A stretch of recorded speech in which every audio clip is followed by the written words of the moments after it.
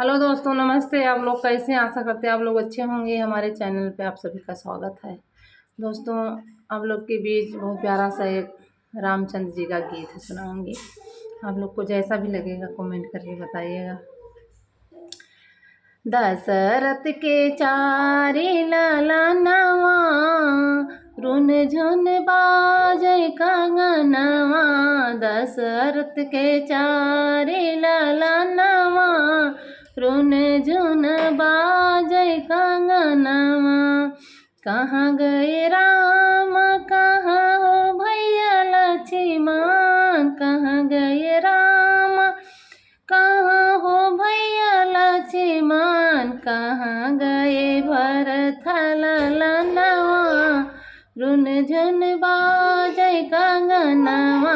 दशरथ के चारि ललनवा, रुन झुन बाजै कंगनवा। बन गए राम, बनै हो भैया लक्ष्मण। बन गए राम, बनै भैया लक्ष्मण। ननिहाल गए भरत ललनवा, रुन झुन बाजै कंगनवा। दशरथ के चारि ललनवा, रुन झुन बाजै कंगनवा। बन गए राम, बनै हो भैया लक्ष्मण। बन गए राम, बनै भैया लक्ष्मण। ननिहाल गए भरत ललनवा, रुन झुन बाजै कंगनवा। दशरथ के चारि ललनवा, रुन झुन बाजै कंगनवा।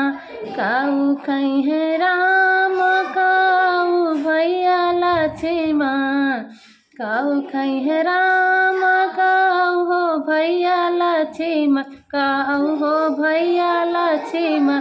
काऊ कहे भरत ललनवा, रुन झुन बाजै कंगनवा। दशरथ के चारि ललनवा, रुन झुन बाजै कंगनवा। दूध खैहे राम, दहिया भैया लक्ष्मण। माखन खैहे राम, दहिया भैया लक्ष्मण। दही हो भैया लक्ष्मण। दूध पीहे भरत ललनवा, रुन झुन बाजै कंगनवा। दूध पीहे भरत ललनवा, रुन झुन बाजै कंगनवा। दशरथ के चारि ललनवा, रुन झुन बाजै कंगनवा। कहाँ बैठे राम, कहाँ हो भैया लक्ष्मण। कहाँ बैठे राम, कहाँ हो भैया लक्ष्मण। कहाँ बैठे भरत ललनवा, रुन झुन बाजै कंगनवा। बन बैठ राम, बनै हो भैया लक्ष्मण। बनै हो भैया लक्ष्मण। ननिहाल बैठे भरत ललनवा, रुन झुन बाजै कंगनवा।